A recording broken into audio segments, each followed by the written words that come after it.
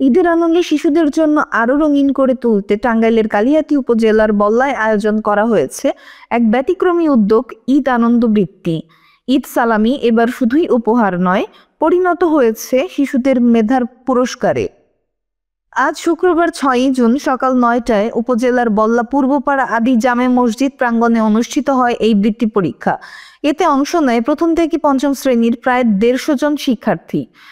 এই ব্যতিক্রমী আয়োজনের পেছনে রয়েছেন বগুড়া সরকারি আজিজুল হক কলেজের অধ্যাপক ও বল্লার সন্তান সফির আহমেদ।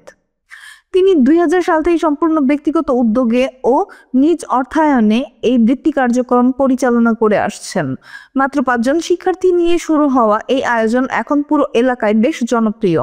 বৃত্তি পরীক্ষার জন্য সাজানো হয় 50 নম্বরের সহজ ও মজার প্রশ্নপত্র, যাতে থাকে ইংরেজি, বাংলা শব্দার্থ ও গণিতের মৌলিক বিষয়ে। উত্তরদানের নিয়মও ছিল সহজ। প্রশ্নের সঠিক উত্তরে টিক চিহ্ন দিতে হতো। প্রতিটি সঠিক উত্তরের জন্য নির্দিষ্ট পরিমাণ সালামি পুরস্কার হিসেবে নির্ধারিত ছিল। পরীক্ষার ফলাফল ঘোষণা করা হবে ঈদের ঠিক পরদিন। নতুন জামাকাপড় পরে শিশুরা সেদিন আবার হাজির হবে মসজিদ প্রাঙ্গণে। তারপর হলুদ খামে নতুন চকচকে টাকা হাতে পেয়ে ছোট্ট শিক্ষার্থীদের আনন্দ থাকবে চোখে মুখে ছড়িয়ে। এটি যেন ঈদের আরেক নতুন উৎসবে পরিণত হয়েছে। আয়োজক প্রফেসর সফির আহমেদ বলেন, শিশুরা যাতে পড়ালেখার প্রতি আগ্রহী হয় এবং ঈদের আনন্দও আরো বাড়িয়ে নিতে পারে, সে লক্ষ্যেই এই আয়োজন। বাচ্চারা খুব আগ্রহ নিয়ে অংশ নেয়, এটি দেখতে আমারও ভালো লাগে। শুরু করেছিলাম 2000 সালে। আর শুরুটা হয়েছিল আমার নিজের ভাগনা, নিজের ভাতিজা, এদেরকে ঈদ সালামি দেওয়ার একটা সিস্টেম ছিল আর কি।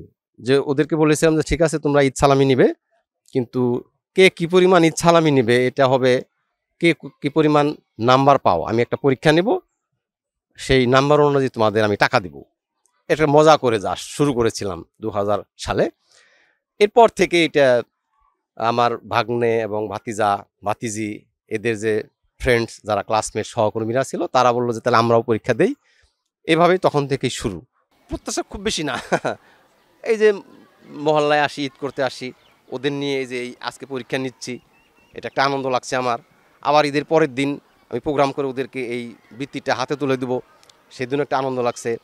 এই আর ওরা যদি মানে এবং আমার যারা পরীক্ষা দিয়েছে তারা এখন অনেকেই বড় হয়েছে, চাকরি করে, বিএসসি ইঞ্জিনিয়ার হয়েছে, এরকম অনেক যারা এখন সরকারি চাকরি করে, তারাও বলেছে যে হ্যাঁ আমরা এটা খুব আনন্দ পেয়েছি, আমাদের এই ছোটোবেলার এই স্মৃতি আমরা ভুলতে পারি না, আমাদের খুব মজা লেগেছে, আপনি এটা ধরে রাখুন।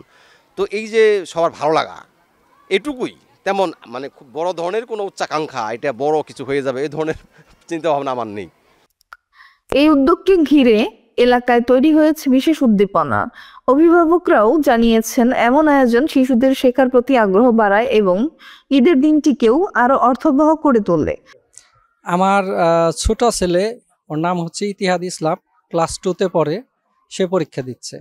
এই বিষয়টা আসলে খুবই বাচ্চাদের জন্য আনন্দদায়ক এবং উৎসাহব্যঞ্জক, কারণ তারা এখানে যে আনন্দমুখর পরিবেশে পরীক্ষাটা দেয় সেটাই ওদের জন্য একটা বিরাট পাওয়া আমি মনে করি।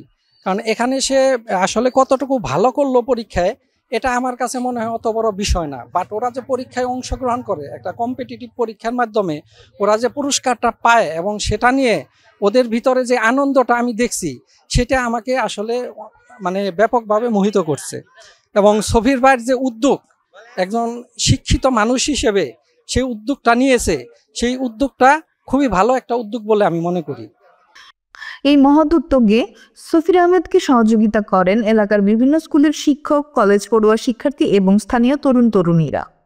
আমার নাম মনিরা সুলতানা, আমি প্রাইমারির শিক্ষক, এখানেই আমার বাসা। আর আমার মামা এই উদ্যোগটা নিয়েছে, আমি তাকে সাহায্য করার চেষ্টা করি। টাঙ্গাইল থেকে জীবন আহমেদ রাব্বির তথ্যচিত্রে আমি আলপনা আক্তার তৃষা, মিশন 90।